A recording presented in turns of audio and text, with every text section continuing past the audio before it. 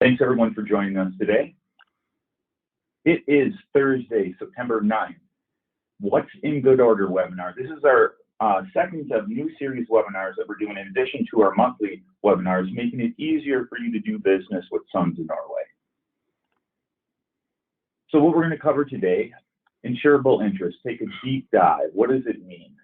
Alleviating delays on issue dates, mailing address and return to sender, issue dates, pending report, surrenders and financial disbursement, best practices, what's ahead with suitability. As a reminder, everyone is on mute right now, but you can ask questions as we're going through in the menu bar. We have a great number of attendees today. We have hundreds that are attending, that are registered today.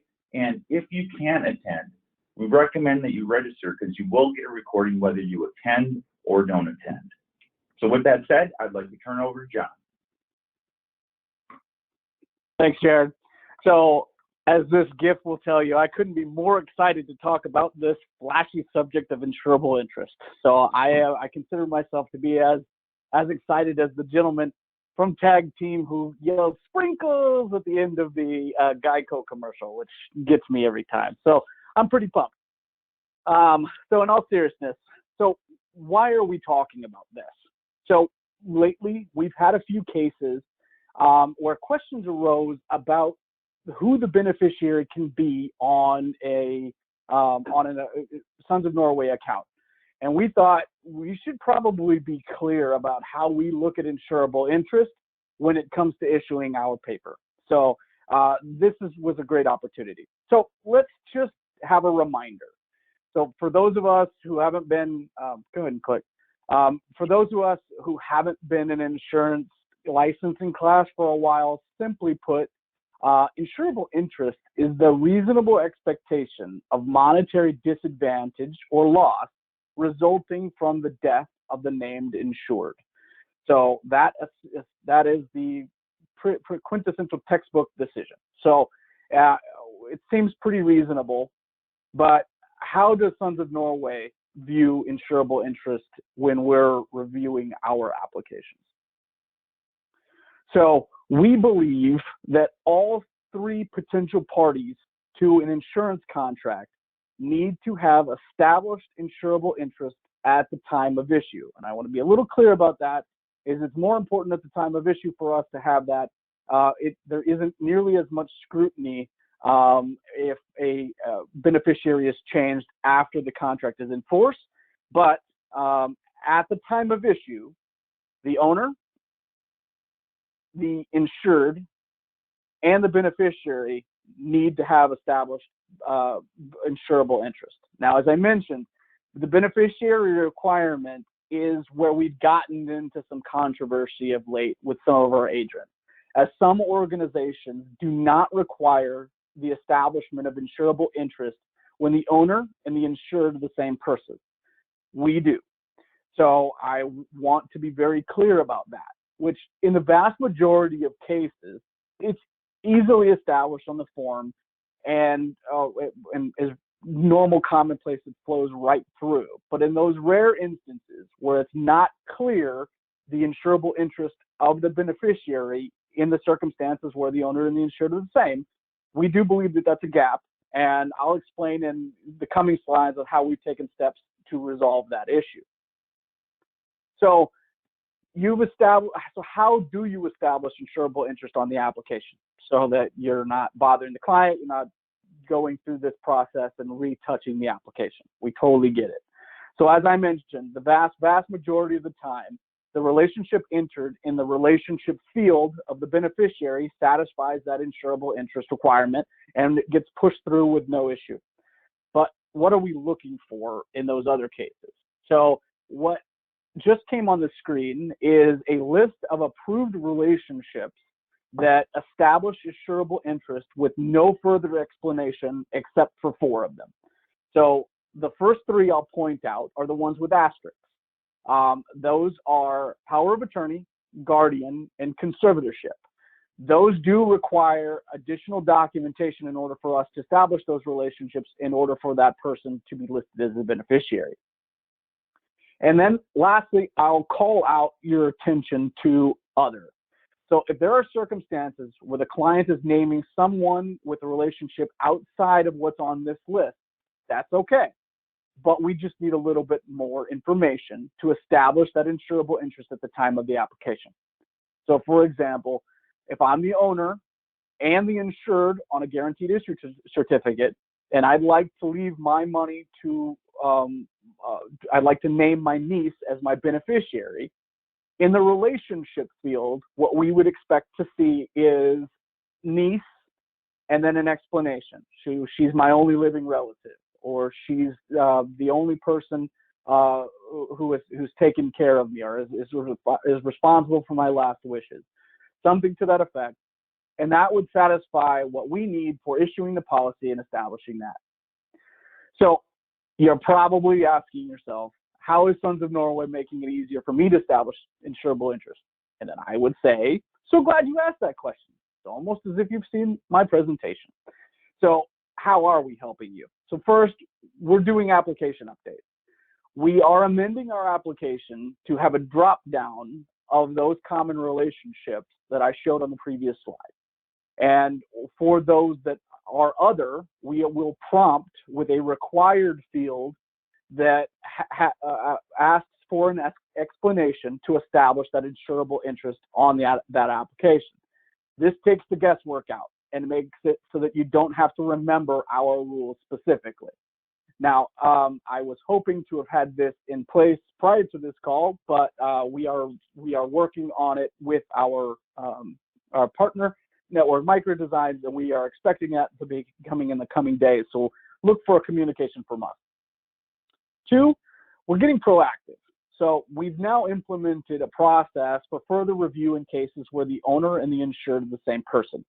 We now proactively try to establish insurable interest from the agent rather than our previous practice, which was to deny and then wait for a follow-up.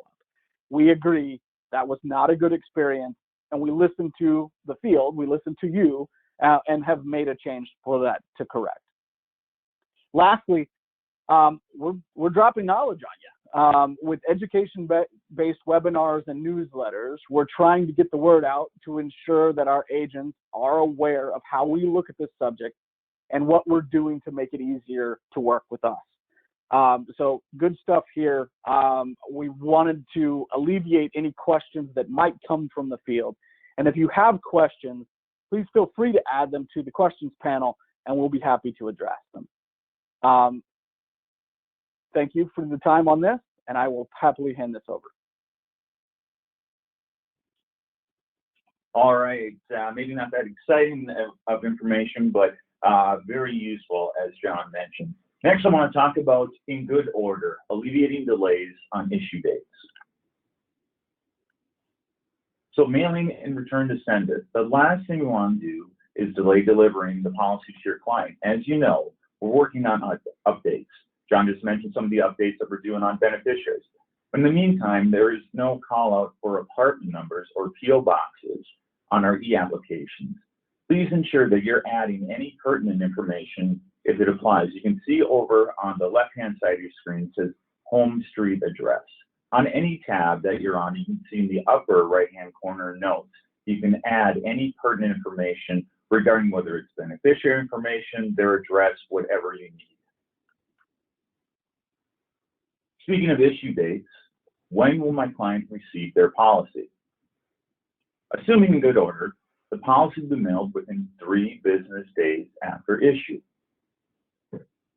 Note, what happens if we're unable to successfully deliver the policy? We will attempt a second delivery. If the second delivery is unsuccessful, the policy will be mailed to the agent, and it will be the agent's responsibility to deliver it to your client. As a reminder, if you prefer to have certificates mailed to you when utilizing the e-app on the signature page, just select that box to deliver it to yourself. Next, I'm going to turn it over to Mike. Hey, Sharon. All right, so I want to talk about some pending reports and what's being done and what's being changed. So recently we have made updates to our daily pending reports. As most of you know from our previous reports, You needed a doctorate from MIT to understand exactly what you were looking at. So we understand it. It was a little hard to read into, and we wanted to actually make sure that you guys could understand what exactly it is we were requiring. So we cleaned it up. Is it perfect? No, but it's a work in progress, and I'm very happy with where we come so far. So in some cases, required amendments can delay an issue date. And that happens, right? So below is a sample where you can find amendment requests and can be found on the pending report. So in that red box, you're going to see exactly where the amendment requests are going to be. And then the very bottom on the right where the arrow's pointing on there, you'll see the due date actually. So in this case, it's 6/28 for this particular amendment. Are we sticklers about those dates? I'm going to sit there and say yes, by law standards, yeah, we are sticklers about those. But at the same time, we also understand that mail gets delayed, and we're not gonna, decline a policy because it's a week behind because of the mail or something like that. So if you already know it's in the mail, it's on its way, you can always call us, communicate it to us, so we can at least notate the account that, hey, we are expecting that amendment, and to continue going forward. One thing else I also want to add, that not all amendments will hold up a cert. So we will issue certs a lot of times that have amendments required. And most of those times, those amendments are just more verifications of those policies, or just making sure that the information that we're getting from you is correct, such as address, the client's name, the amount due, especially on the membership dues. If there's any additional fees on there, we'll double check on that. And you actually, as the agent, will get those. They'll be actually in the cert packet sent to the client if they're passed to the client initially. And the client's going to sign and send it back to us on our behalf. So make sure if you happen to notice those on the actual pending reports, that you let your client know to expect that amendment and to send it back into us. And it should be pretty straightforward from there. Now, the next thing I want to talk about is surrenders and financial disbursements. I get questions quite a bit regarding this and what the requirements are. And I do want to make sure I note that these are non-negotiable terms. These are laws itself. I get a lot of people ask if there's any way to work around it itself. It's not. There are, in this case, a disbursement request for $50,000 and up will require a notary public validation. That's required. Disbursement request from $25,000 to $49,999 will require either the notary public validation or some of the Norway agent verification. So one of the two. Non-negotiable, has to be done this way. It's in law. It's what we do. It's who we are. Next, I'm going to hand over to Jenna, and she'll talk about some best practices. All right, thanks, Mike. So recently, Ohio has implemented new best interest standards for the sale of annuities. If you are an agent licensed in Ohio, please look for an email from us this afternoon detailing actions needed to comply with this new implementation. So this is Ohio Administrative Code 390-613. And if you are not in Ohio, please don't worry about this now, but we are hearing rumblings that other states may follow. If they do, we will keep you informed and alert you of any changes and any additional steps that need to be taken. Over to you, Jared. Thank you. Who are you going to call? Again, we have one number for all your needs. 833-707-0012. As a reminder, option 1 for customer service, anything in force you have questions on, you want to change a beneficiary on that, you want to make sure payment has been received. 2, insurance sales, anything pre-sales, you have questions on insurable interest that we covered today, on the changes with Ohio, any products, give us a call. Number 3, new business. Anything that's pending that you've recently sent in that you have questions on. Option 4, licensing and contracting. And finally, option 5 for commissions. Next, I'm going to kick it back over to you, Jen. All right, thank you. So next Tuesday is our monthly agent webinar. As Jared mentioned earlier, this webinar is a second in our series of training webinars to simplify doing business with us. We are still holding our monthly agent webinar. We will cover a lot of important process updates next Tuesday. So to join us, here are the ways to register. An email invitation will go out immediately after this webinar with the link to register. So look for an email at 11:30. The link for the registration will be available on the agent portal this afternoon, so it will be right at the top. You may have registered for this webinar right where this will replace it. And a link will also be included in the follow-up email 24 hours after this event. Again, this is next Tuesday at 11 o'clock Central Time. Even if you can't attend, please register because you'll receive the replay regardless of your attendance. Back over to you, Jared. Thank you.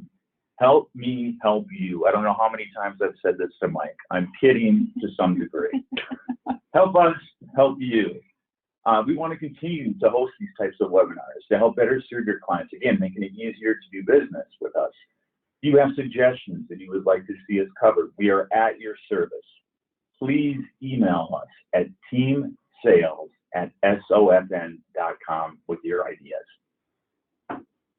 With that said, we're going to go ahead and open up the questions. Okay, so we've gotten a couple. With a trust, do you need to see the entire trust document? I'm assuming that's when establishing as a beneficiary, and the answer is no, we would not, as long as it was the trust. We look at that as that establishes that insurable interest, that trust is in relation to that beneficiary, or excuse me, the owner and the insured. The next question was around insurable interest as well. What about charities or nonprofits, such as churches or Sons of Norway for that matter? Do we require any additional information concerning that relationship? So the answer is maybe. Typically, it's going to, this would be on the assumption that the owner and the insured are the same person, and the amount applied for. So it could be a case-by-case basis. Most of the time, with the relatively low dollar amounts that we see, it would be fine, no questions arise. But you know, $1 million policy potentially could raise some questions, and that might have some questions there.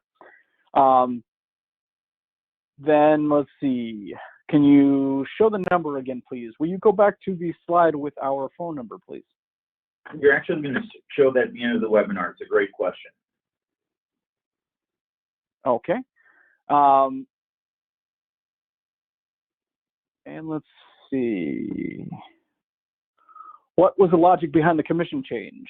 I assume that this is relating to the reduction of advanced commissions. So this doesn't apply to all agents. So we'd be happy to address this individually. There was a recent change to our commission structure when it came to advanced commissions. So again, if it applies to you, you should be well aware of it, and I'd be happy to have that discussion separately.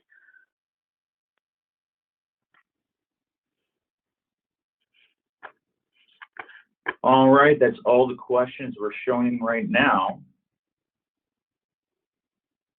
So as a reminder, our contact number is 833-707-0012, option 1 for customer service, 2 sales, 3 new business, 4 licensing, 5 commissions on that. And you can also reach us with sales. For the sales desk, our emails for myself, Mike, and Jenna are below. Do we have any other questions before we? There is one more. If the owner and the insured are the same, how can that create an insurability problem? We look at this from a conservative standpoint, in that the cleanliness of our application process needs to be a little tighter, and we want to ensure that there is evidence of insurability at the time of establishing the account. So it is a compliance policy that we have set forth that is not something that would be from a industry standard. Looks like somebody's asking about a lodge, and we will be happy to reach out to you separately, and that looks like everything. Again, we thank you very much for your time. We look forward to the next opportunity. Please, as Jenna and Jared and Mike have mentioned, there is a webinar for next Tuesday. So if you have not joined, or if you're not registered for that, please do. We look forward to speaking with you then. Have a wonderful day. Thanks, everyone.